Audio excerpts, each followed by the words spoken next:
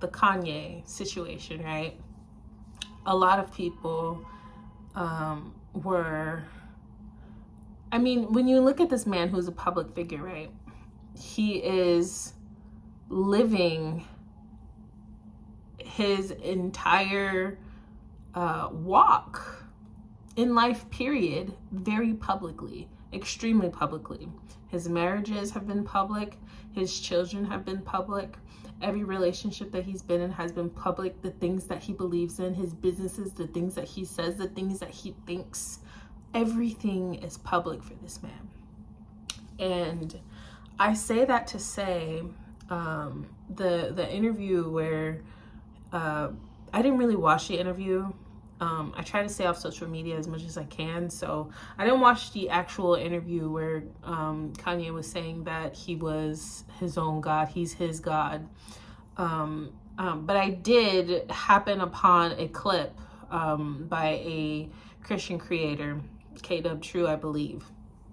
And Ye was saying that he tried Jesus, and when basically the things that he needed, Jesus did not provide that for him.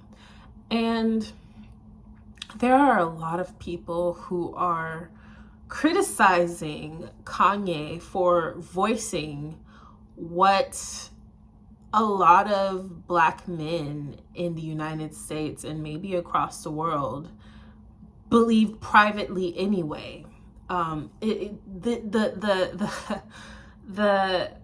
The mindset that Kanye now has, that I am my own God, and I tried Jesus didn't work for me. That is the reason that most churches in America are filled with women. There are a lot of men who may not say it, but in their own mind, they are their own God. They our God, Jesus does not work for them. And the reason that a lot of people believe that Jesus does not work for them is because they don't understand biblical principles. They don't understand spiritual processes. All they understand is what I see and how I feel, and what is going on, in my life, the physical. And if you know anything about anything spiritual, physical things do not always, spiritual things do not always manifest in the physical the way that we think that they would. For example, the God's chosen people thought that the Christ would come as a man of war to release them from the Greeks and the Romans. And instead, he came as a baby in a manger to set them free from the spiritual things that were holding them back. And so I have it's funny because today I was watching a video by Stephen Darby, and I don't the more that I listen, the more that I realize that not all of his theology was correct either, but all of us don't have everything correct. It would be completely asinine and prideful to believe that any of us have the entire story right, the entire understanding of God. None of us have it. But this video that I was watching earlier today was about God's process of breaking us in order that we would be able to, one, praise him properly, and two, understand the letting go of this world, understand that that the things of this world are going to cause us pain and suffering regardless. Like we are going to suffer. It's just a fact. But him breaking us also means that he heals us. Like it's one thing to be broken by it's one thing to be hurt by something that you will not recover from. But anything that breaks your heart, anything that crushes your spirit, God is able. We serve a God who is able. I don't know why I'm slouching so badly in this video. We serve a God who is able. So it's shocking at first when you hear what Kanye was saying, But if you look at it in the context of, this is what the American Black man is saying by not going to church, period, by deciding to be Kemetic or what are those other religions, 5%ers, Muslims. But they devise their own gods for themselves, because they say, this God, Jesus, does not work for me. And he's no different than, he may have the billions of dollars, but he's no different than your uncle who thinks the same thing in private. He's no different than your dad who thinks the same thing in private. He's no different than your brothers, than your cousins, than most of the people that believe this. They think that Jesus and his ways are, they're not, what is the word? Self-serving, right? Like, the whole point of Christianity is to die to yourself. So it's not a self-serving faith.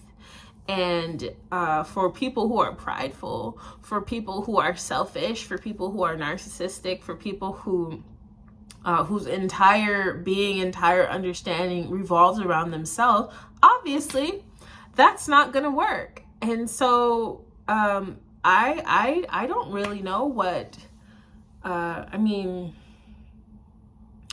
only thing that I can think of is either these men will be reformed by finding the true Christ and understanding God's process and how things have to happen in the spiritual realm. Things have to be broken in the spiritual realm. Forgiveness has to be had, and we have to forgive others. Many things have to happen in the spiritual realm before you can begin to see change made in the natural realm. But that does not mean those spiritual processes don't work. It just means that you didn't do it correctly. It just means that you didn't understand the process. Like, you can't get mad if you have the spiritual process is like baking. People want it to be like cooking, but it's not. It's like baking. In baking, everything is exact, precise, and if you do not follow the recipe, you are not going to end up with you're not going to end up with the final product that you started the recipe with. Guaranteed. There's science. There are things that happen, metaphysical things that happen in that oven, to take eggs and flour and sugar and salt and baking powder and all of these ingredients and flavorings and all those things. Everything is taken into account. But when you have a recipe and you don't follow it, you can't get mad. If you had a recipe for scones and you didn't use the ingredients for scones, you can't get mad when you don't have scones. That's what am I trying to say here? If you do not understand or apply if you do not understand or apply spiritual rules, spiritual laws, or even begin to come to the understanding of that there are spiritual laws, the book of Proverbs is not there for no reason. All of these books in the Bible are not there for no reason. There are spiritual laws and precepts and what is the word? It's escaping me, but processes, that's what it is, spiritual processes that if you do them, they have to produce X, Y, or Z. Like, that's just what it is. You sow in one season, you will reap in another season. That is a spiritual process. One plants, one water, God's add the increase. That's a spiritual process.